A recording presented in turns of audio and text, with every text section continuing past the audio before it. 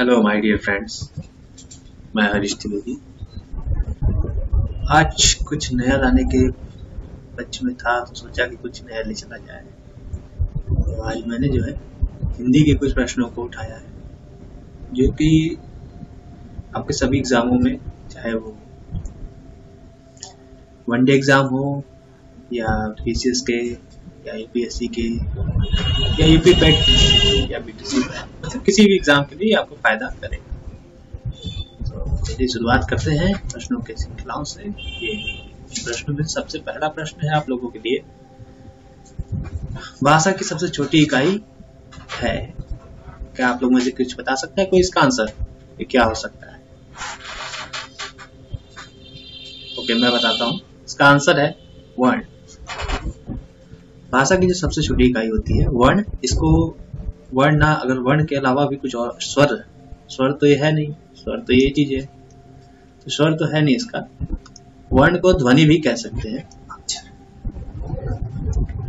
वर्ण को ध्वनि भी कह सकते हैं, तो इसका आंसर जो है वर्ण है। ठीक, चलिए नेक्स्ट प्रश्न में चलते हैं।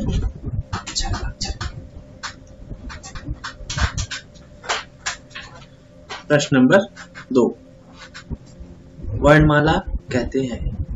वर्णमाला मतलब कि वर्णों के व्यवस्थित समूह को वर्णमाला कहते हैं। ठीक है,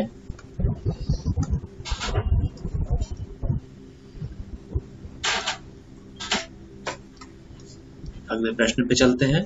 प्रश्न नंबर 3, निम्न में से कंठ्य ध्वनियां कौन सी हैं?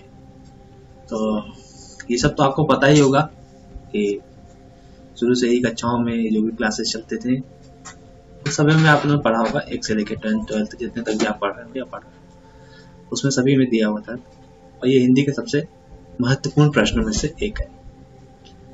तो इसका आंसर है क और ख, यानी कि कंठ से क्या क्या होते हैं?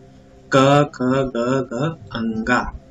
तो ये कहाँ से निकलते हैं? कंठ से। आप लोग भी प्रयास कर देख सकते हैं कि कंठ से ही निकल रहा है। ठीक है, चलिए नेक्स्ट प्रश्न में चलते हैं। प्रश्न नंबर 4, स्थान के आधार पर मूर्धन्य व्यंजन कौन से हैं? तो मूर्धन्य, जैसे कि आप लोग जान रहे होंगे कि इसका आंसर होता है, आप लोग बता सकते हैं क्या कौन सा आंसर है इसका? नहीं, तो अगर नहीं जानते हैं तो मैं बताता हूँ। इसका आंसर है ड और ढ, इसके आंसर्स हैं। और ये सभी क्वेश्चंस जो है ये रेलवे में है और भी अन्य एग्जामों में कई बार आ चुके हैं। तो कृपया इसे ध्यान दें और ध्यान से देखें और अच्छे से इसको याद करने की कोशिश करें। ठीक है, नेक्स्ट क्वेश्चन पे चलते हैं। क्वेश्चन नंबर 5, अल्प प्राण वर्ग कौन से होते हैं? आप लोगों ने जब पढ़ा होगा हिंदी में तो उसमें लिखा होगा अल्प प्राण और महाप्राण। ठीक, अल्प प्राण कौन से होते हैं? जो जिसमें थोड़ा सा श्वास जो है आपकी थोड़ी सी निकले या आपकी ताकत जो है वो कम लगे, तो उसमें आते हैं, उसी को कहते हैं अल्प प्राण। यानी कि अगर देखिए क पढ़िए, आपने तुरंत बोल सकते हैं क, ठीक, और ख पढ़िएंगे तो ख में टाइम लगेगा, ख, यानी कि अल्प प्राण क्या हुआ? 1, यानी कि क। और महाप्राण क्या हुआ? जिसमें अधिक समय लग रहा है वो महाप्राण होता है, यानी ख। तो अल्प प्राण का जो फॉर्मूला होता है वो होता है 1, 1, 3 और 5। जैसे क वर्ग में क्या होता है? क, ख, ग, घ, अंगा। ठीक, इसमें 1, 3 और जो 5 ये होते हैं अल्प प्राण, और जो ये होते हैं 2, ठीक है, ये होते हैं आपके महाप्राण। ठीक, यही होते हैं। तो इसे जान लीजिए, अगर नहीं जानते हैं तो इसे जान लीजिए और कंठस्थ कर लीजिए। अब आते हैं नेक्स्ट प्रश्न पर, क्वेश्चन नंबर 6।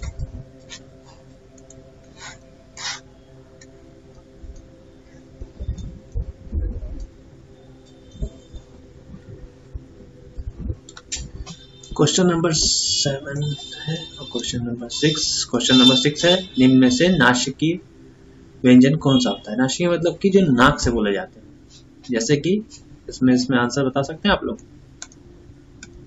तो इसका आंसर है इया। देखिए इया बोल के देखिए कैसा नाक से आवाज आ रही है, इया। ठीक है, नेक्स्ट प्रश्न में चलते हैं। प्रश्न नंबर 7, ए और आई ये कैसे वर्ण कहलाते हैं। ये कंठ और तालु से, मतलब कि कंठ से आवाजें निकलती हैं, तालु भी, जिसे तालु आगे का मुंह जीभ के ऊपर जो होते हैं, तालु कहते हैं, उसे कहते हैं मुंह में जो करते हैं। तो उसमें कंठ और तालु से दोनों से आवाजें एक टच करके निकलती हैं। ठीक है, यदि नेक्स्ट प्रश्न में चलते हैं। Question number 8। अब आता है प्रश्न नंबर 8। इसमें कहते हैं कि हिंदी वर्णमाला में अयोगवा वर्ण कौन से होते हैं। अयोगवा वर्ण कौन से होते हैं, वो होते हैं अं और अंगा, ये होते हैं अयोगवा वर्ण। ये आप इसे पहचान सकते हैं। अयोगवा वर्ण को सबसे अच्छा तरीका ये है अयोगवा पहचानने का।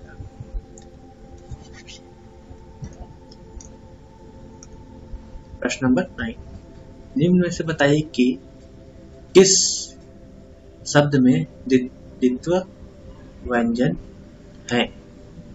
द्वित्व व्यंजन मतलब, इसका आंसर मैं आपको बता देता हूँ, शायद आपको नहीं पता होगा। इसका आंसर है दिल्ली। जैसे दिल्ली में ये आप देख रहे होंगे कि यहाँ पर 2 ल लगे, एक आधा ल एक पूरा ल, ये द्वित्व व्यंजन कहलाते हैं। ठीक है, ये प्रश्न जो है ये 1997 में आया था और भी प्रश्नों में इस समय आ रहा है, तो ध्यान दें। कुछ नया है इस वजह से जानना जरूरी है आप लोगों के लिए। ठीक है, नेक्स्ट प्रश्न पे चलते हैं। प्रश्न नंबर 10। प्रश्न नंबर 10 इसमें है बड़ा सा, षटकोण वाला सा, फिर श, फिर ह। पूछता है कि कौन से व्यंजन कहलाते हैं। तो मेरे ख्याल से आप लोग को आंसर पता होगा। ये इसका आंसर है संघर्षी। इसे एक और नाम से भी कह सकते हैं उष्म। ठीक है, इसे उष्म नाम से भी कह सकते हैं। मतलब इसमें जो है आपको जो है ताकत लगती है, मतलब किसी चीज को घर्षण होता है। ठीक है, जैसे श बोलने पे आपको ताकत लग रहा होगा और घर्षण हो रहा ज्यादा, इसलिए इसको ये संघर्षी होता है। संघर्ष इसमें मतलब बोलने में संघर्ष हो रहा है आपको। नेक्स्ट प्रश्न पे चलते हैं। प्रश्न नंबर 11। ध्यान दीजिएगा ऐसे प्रश्नों पर, ये प्रश्न बहुत इंपॉर्टेंट है। सारे प्रश्न इंपॉर्टेंट है। अगर ये सब तैयार हो गए तो आपको सिलेक्शन पाने से कोई नहीं हो सकता। ठीक है, प्रश्न नंबर 11 की शुरुआत होती है और अब शुरू होता है। निम्नलिखित में से बताइए कि नवीन विकसित ध्वनियां कौन सी हैं।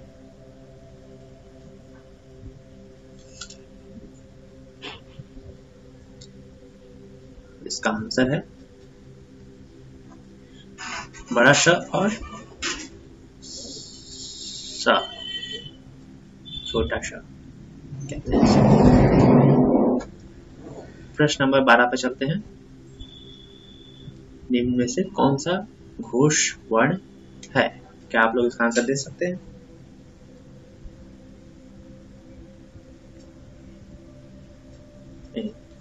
ठीक है, इसका आंसर ठ है।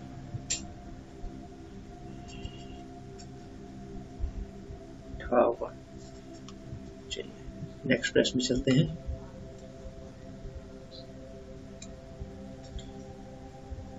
कौन सा अमानक वर्ण है। ये तो आप देख के भी बता सकते हैं कि इसमें कौन सा आंसर होगा। प्लीज कृपया आंसर इसका दें।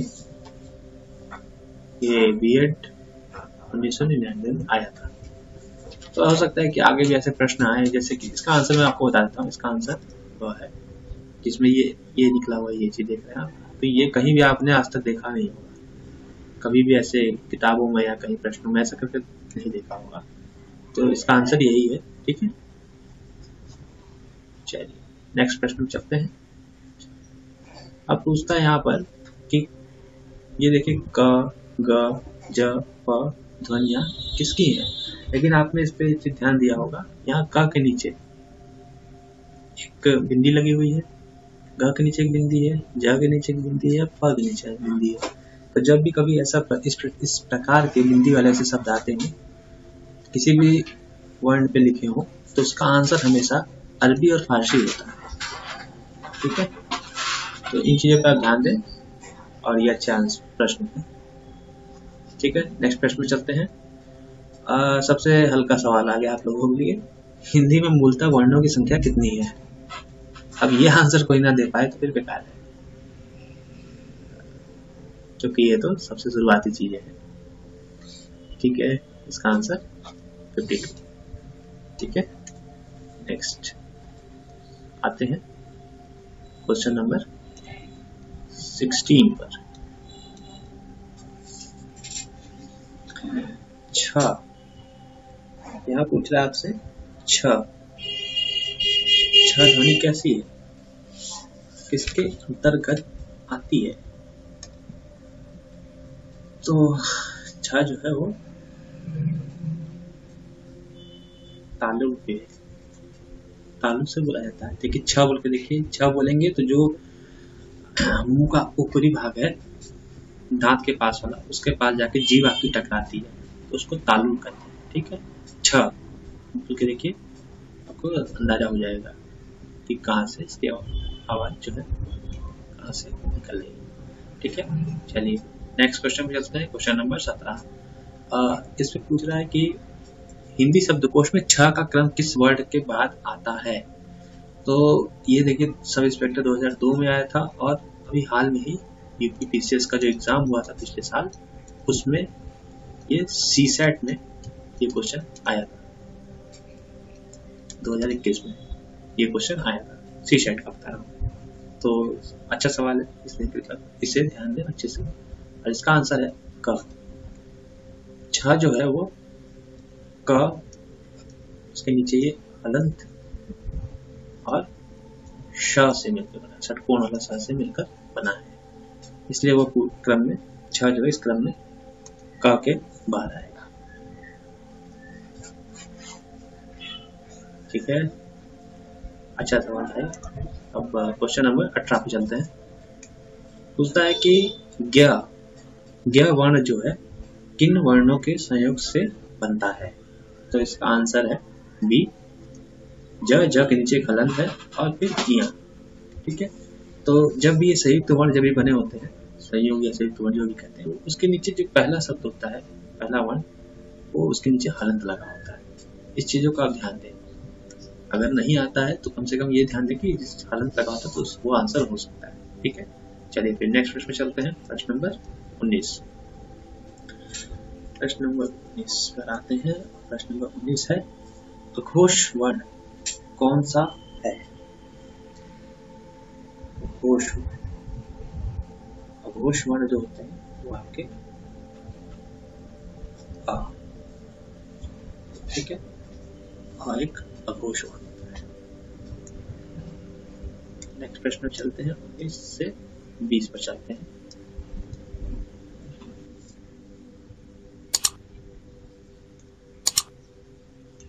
प्रश्नों की अच्छी श्रृंखला है, जिसे आप तैयार करेंगे तो आपको सुविधाएं होंगी इस चीज को। अब घ का उच्चारण स्थान कौन सा होता है? घ, कहां से आवाज आ रही है? घ। एक बार प्रयास कीजिए अपने से, बोल के देखिए घ। घ मतलब कहां से निकल रहा है, कहां ज्यादा कंपन हो रही है? कंठ में। कंठ यानी कि आपका जो गला है उसे कंठ कहेंगे, वहां पे ये जो थोड़ी सी ऊपर पे इसको कंठ कहते हैं। यहाँ पर देखिए एक भारी सी गूंज हो रही है, यानी घ का उच्चारण कहां से हो रहा है? कंठ से। ठीक है, इसका आंसर कंठ है, बी।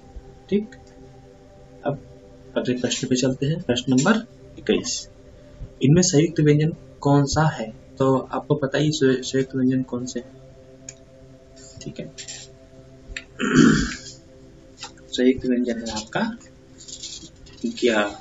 यह एक संयुक्त व्यंजन होता है। लेकिन क्या आप लोग बता सकते हैं कि ज्ञ में कौन कौन से वर्ण होते हैं? तो इसमें वर्ण होते हैं ज ज लीजिए हलंत और प्लस करके इया, ये होते हैं आपके संयुक्त व्यंजन में जो ज्ञ है, ज्ञ के इससे मिलकर ये बना है।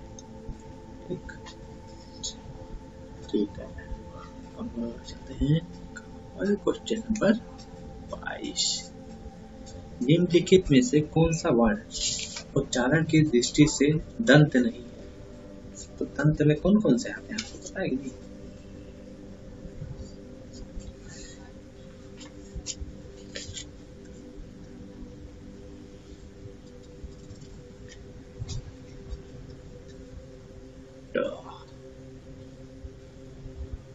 त, थ, द, न, ये क्या है?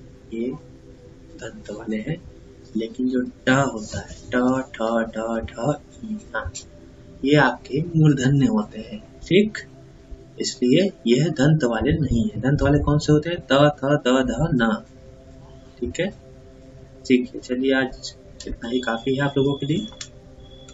इतना तैयार कीजिए, फिर नेक्स्ट में आपको आगे का पढ़ाऊंगा, और तैयार करिए बहुत बढ़िया से आपके बेहतर भविष्य के लिए अच्छी चीजें। ठीक, तो विदाई लेता हूं मैं, और अगर अच्छा लगा तो शेयर करिए और लाइक करिए। Thank you.